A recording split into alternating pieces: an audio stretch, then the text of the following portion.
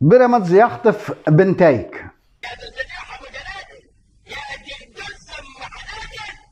ايه الحدوته وايه الحكايه حضراتكم؟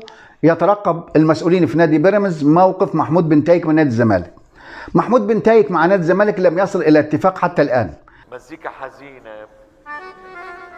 ليه؟ لان محمود بنتايك له مستحقات ماليه متاخره، وفي راجل اعمال قال لك انا هتكفل بدفع المستحقات الماليه متاخره.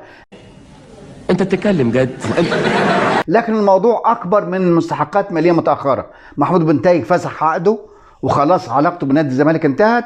يا لهوي يا فعشان يعود لنادي الزمالك طالب ان يكون هناك عقد جديد بشروط جديده بمده جديده بارقام ماليه جديده. نخلص الموضوع ده.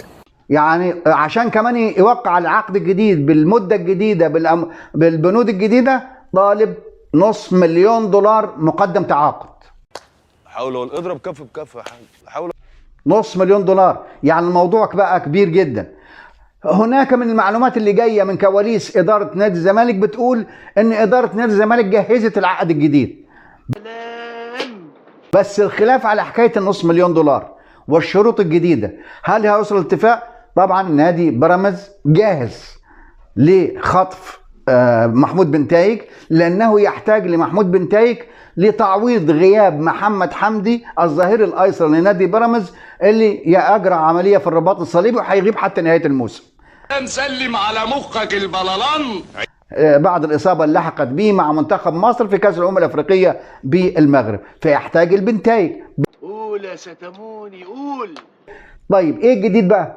مسعد بن يوسف حضراتكم يعني عنده ارتياح شديد جدا بانتقال مين؟ مسعد بن يوسف وكيل اعمال بنتايك، الانتقال محمود بنتايك لنادي بيراميدز. ما انت بتتكلم صح.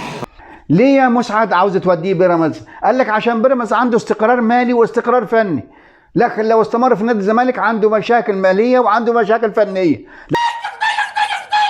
لا استقرار مالي ولا استقرار فني، ده الكواليس اللي بقولها لحضراتكم. مسعد بن يوسف في مشكله بينه وبين نادي الزمالك، له مستحقات ماليه توصل $100,000 ما حصلش عليه من يا ترعه المفهوميه. عمليه انتقال محمود بنتايك من سانتيتيا الى نادي الزمالك، هو كان المسؤول عن هذه الصفقه، ففي مشكله.